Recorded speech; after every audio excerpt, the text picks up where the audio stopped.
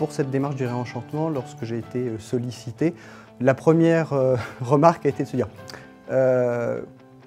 pourquoi pas, mais pourquoi faire? Et puis ça s'est avéré finalement être un bon prétexte pour réfléchir et puis se reposer la question du sens de ce qui se vivait déjà dans l'établissement.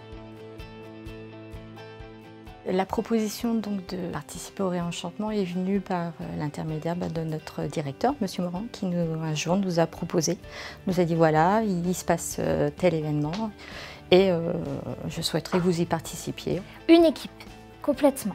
On a fait une équipe à l'école pour pouvoir être plus forts ensemble, premièrement, avoir plus d'idées.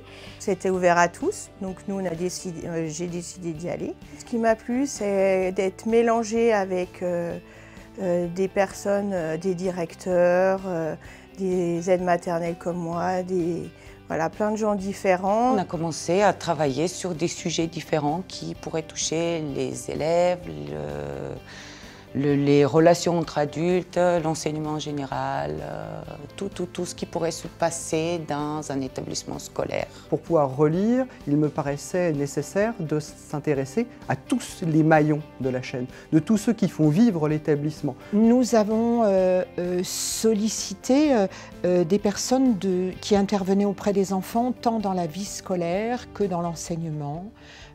Voilà, les parents d'élèves, bien sûr, avec l'appel. Voilà, c'était important que chaque moment de la journée d'un enfant ou d'une famille soit représenté au sein de cette équipe. On m'a proposé donc de devenir ambassadeur pour le réenchantement. C'est un peu un gros mot quand même, ambassadeur, parfois, lourd à porter.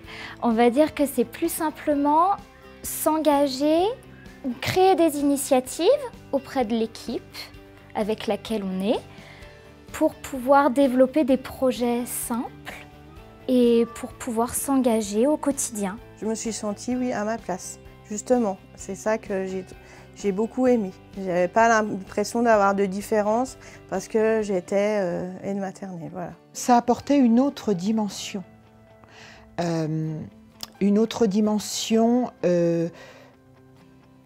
Chargée de bienveillance, chargée d'ouverture à l'autre.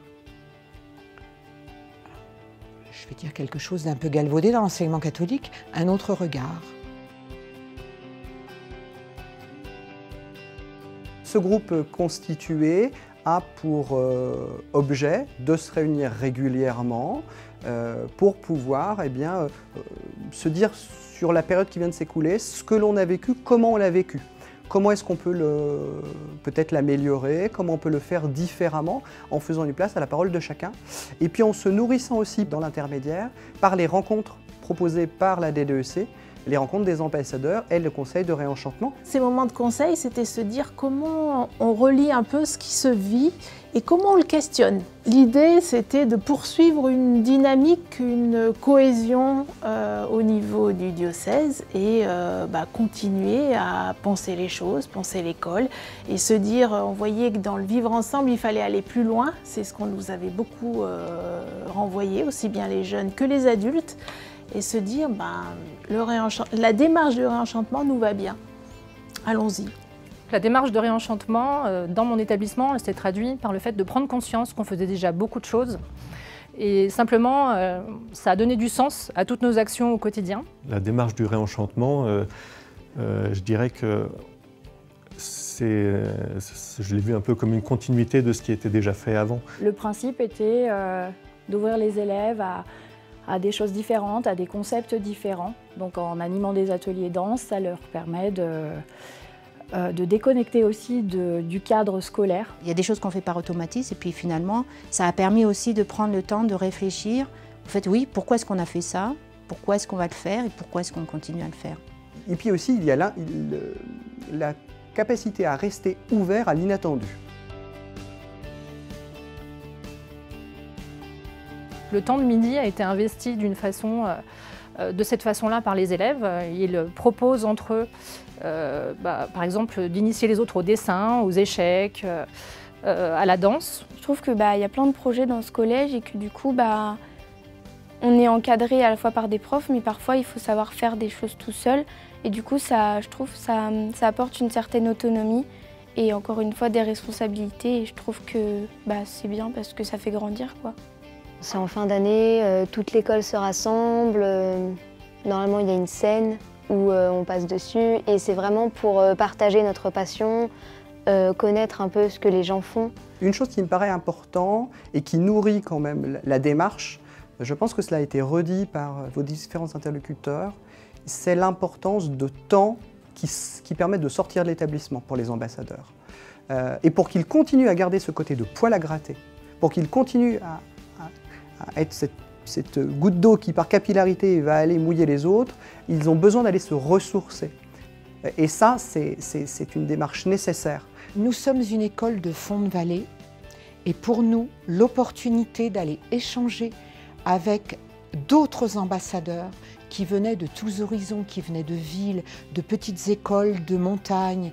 Voilà, ça a été une richesse incroyable de pouvoir échanger. On n'est pas un collège, mais on fait partie de tout un ensemble de collèges ou d'établissements.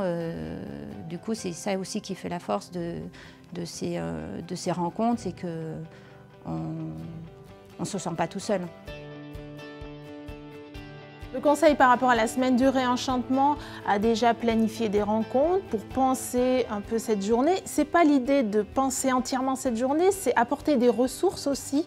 Cette année, dans le cadre de la semaine de réenchantement, on est en train d'imaginer une activité sur plusieurs établissements regroupant des élèves de différents établissements voisins autour du thème de la responsabilité partagée. Donc on est en train de discuter de ça avec des collègues d'autres établissements. On a un fil rouge pour l'année. Ce fil rouge, c'est les migrants. Donc c'est s'ouvrir aux autres. On a déjà réfléchi à plusieurs actions au cours desquelles les élèves pourraient aussi accueillir les migrants, partager avec eux, partager au moment du cross par exemple le mois prochain. On va avoir un temps fort à Noël sur la fraternité aussi. Donc renforcer le lien, la cohésion entre les élèves. La semaine, c'est les pépites. On vient collecter les pépites et on récolte. Et justement, on s'est rendu compte qu'on avait beaucoup de mal à récolter les pépites parce qu'on faisait plein de choses et en même temps, celui d'à côté ne savait pas ce qu'avait fait l'autre. Et cette semaine, c'est se dire comment on prend le temps de valoriser toutes ces pépites, comment on prend le temps aussi de relire nos pratiques parce que nous sommes habitués à faire plein de projets. Après, on va peut-être pas ressentir en tout cas la conclusion du jour au lendemain. Je pense que sur le long terme, on l'appréciera beaucoup plus. Les choses se construisent petit à petit. C'est vrai que ça serait un moment, encore un moment de partage et de relecture tous ensemble. C'est vrai qu'on a tendance à s'éparpiller et être chacun dans son quotidien. C'est à mon sens un beau moment de partage et c'est bien de poser ça au niveau national aussi, puisqu'on a peut-être besoin aujourd'hui de penser ou repenser un peu l'école.